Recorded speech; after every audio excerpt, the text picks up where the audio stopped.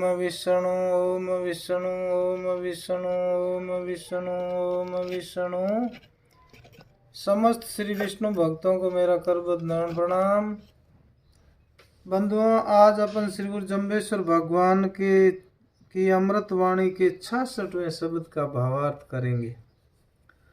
एक समय अजमेर के सूबेदार मल्लू खान और टोडा के राजा नेत सिंह सोलंकी, इन दोनों में सामान्य लड़ाई हुई, जिसमें नेत सिंह को बंदी बनाकर अजमेर की जेल में बंद कर दिया। नेत सिंह अपने पास एक चारण को बुलाने में सफल हो गए और उसे एक कागज लिख कर दिया, जिसमें जोधपुर नरेश अपने मामा को अपनी स्थिति से अवगत करवाया। जोधपुर नरेश ने कागज पढ़कर अपने संबंधियों को, जो 12 छोटी छोटी रियासतों में रहते थे, उनसे संपर्क स्थापित किया तथा उनसे सेना लेकर अजमेर पर चढ़ाई करने का आदेश दिया। स्वयं भी सेना सहित थावले गांव के तालाब पर डेरा डाल दिया। यह गांव मेड़ता तथा अजमेर की सीमा पर स्थित है। वहां पर बैठकर सभी लोग युद्ध की योजना बनाने लगे। किसी ने कहा कि मल्लू खान से युद्ध करके नेत सिंह को छुड़ाना कठिन है, क्योंकि शत्रु हार खाकर जेल में नेत सिंह की हत्या भी कर सकता है।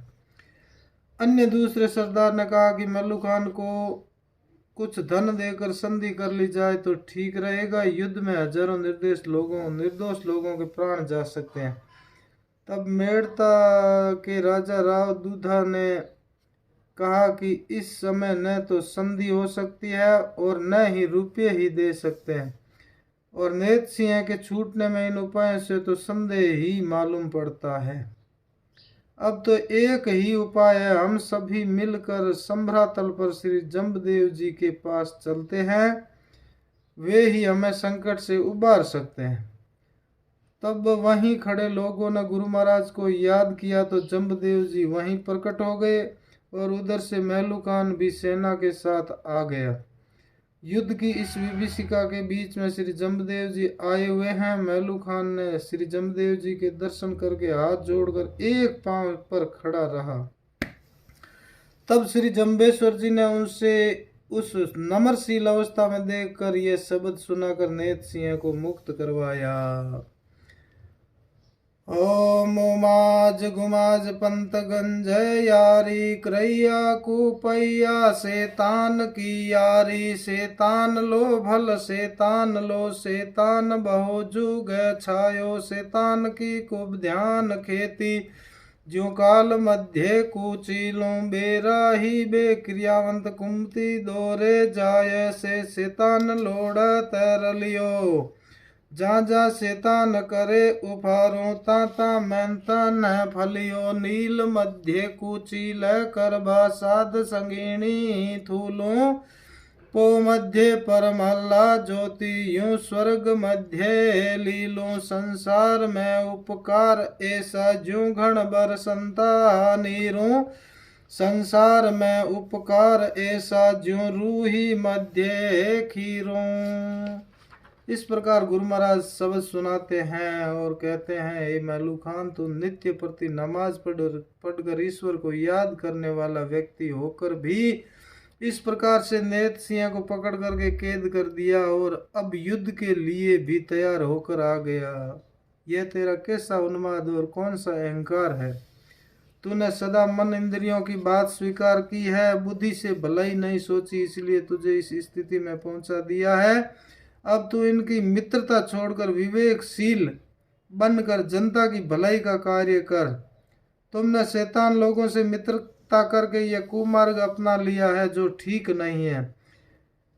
हे मल्लू खान, तुम्हारा यह तो कर्तव्य बनता है कि जो वास्तविक में ही शैतानी करते हैं तथा जो बदमाशों के भी बदमाश है, चोर है, डाकू है, अपराधी है, उन्हें तो आप अपने अधिकार में लेकर के उन्हें दंडित कर सकते हो, किंतु जो निरपराधी लोग हैं उन्हें बिना प्रयोजन ही युद्ध के लिए ललकारना तुम्हारी बुद्धिमानी नहीं है।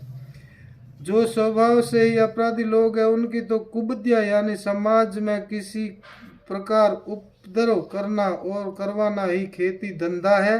जिस प्रकार से शांत वातावरण करने में कभी कभी कोई दैविक उपद्रव जैसे तूफान, ओले, अतिवृष्टि, अनावृष्टि आदि आते हैं और सभी कुछ तहस नहस कर देते हैं, उसी प्रकार से ये शैतान लोग भी तुम्हारा सब तहस नहस करने के लिए खड़े हैं। वे शैतान लोग मार्गहीन, धर्म क्रिया कर्म रहित, कुमति वाले होते हैं, इसीलिए यह जीवन भी उनका दुखमय होता है और परलोक भी नरकमय हो जाता है। शैतान लोगों का स्वभाव ही होता है, जब उन्हें आवश्यकता पड़ती है तो वे झट अपनी आवश्यकता पूर्ति के लिए आपसे मेल मिलाप भी कर लेंगे और उनका स्वार्थ सिद्ध होते ही आपसे मुंह मोड़ लेंगे। जहाँ जहाँ पर भी शैतान लोगों ने अपनी करतूत दिखलाई है, वहाँ वहाँ पर समाज, देश, व्यक्ति तथा अहंकार करता शैतानी भी पूर्णतया फलीभूत नहीं हो सकते हैं। वे लोग न तो स्वयं ही उन्नति कर सकते और न ही औरों को करने ही देते हैं। आगे गुरु महाराज फरमाते हैं, शैतान लोग नीले वस्त्र पहनकर अपनी हृदय की कलुष्यता को कुकर्म करके प्रकट कर देते हैं। वे लोग अंदर तथा बाह्य परिवेश नील भद्रता को ही पसंद करते हैं, उसी वेश में रहकर दुष्ट कार्य अच्छी प्रकार कर सकते हैं तथा साधु सज्जन पुरुषों को साथ स्थूल वार्ता तथा दुष्टता का व्यवहार ही करेंगे, तो वे लोग ज्ञान कहाँ से प्राप्त करेंगे। जिस प्रकार से पुष्प में सुगंधि सर्वत्र समाई हुई है, उसी प्रकार से परमात्मा की ज्योति भी सर्वत्र व्यापक है तथा वही ज्योति उन दुष्ट जनों में भी है, किंतु उस ज्योति का प्राकट्य वे लोग नहीं कर सकते हैं। उसी प्रकार से स्वर्ग में भी परमात्मा की लीला सर्वत्र समाई हुई है, अर्थात स्वर्ग तो वही हो सकता है जहाँ पर परमात्मा की दिव्य लीला का सर्वत्र अनुभव किया जाए। ऐसा होने पर ही मनुष्य के अंदर से दुष्टता निकल सकती है। आगे गुरु महाराज फरमाते हैं, हे राजन, इस संसार में तो उपकार ऐसा करना चाहिए जिस प्रकार से बादल जल बरसाते हैं, तथा संसार में परोपकार तो उस प्रकार से ही करना चाहिए जिस प्रकार से गाय भैंस आदि के शरीर मध्य से दूध उत्पन्न होता है, उससे जीवन का विकास होता है। बादल नित्य प्रयोजन ही आकर वर्षा करते हैं तथा गऊ आदि घास खाती है, उससे दूध पैदा करती है, वह भी परमार्थ के लिए ही होता है। उसी प्रकार से मानव को भी निस्वार्थ भाव से सेवा करनी चाहिए, किसी का धन अपहरण करके उसे दुखित नहीं करना चाहिए। बोलो श्री गुरु जम्बेश्वर भगवान की जय, श्री विष्णु भगवान की जय। बंधुओं, आप मेरे YouTube चैनल शब्दवाणी भावार्थ को सब्सक्राइब जरूर करें, आपकी महती कृपा होगी। इसको अन्य बंधुओं तक पहुंचाने के लिए एक छोटा सा शेयर भी कर दीजिए।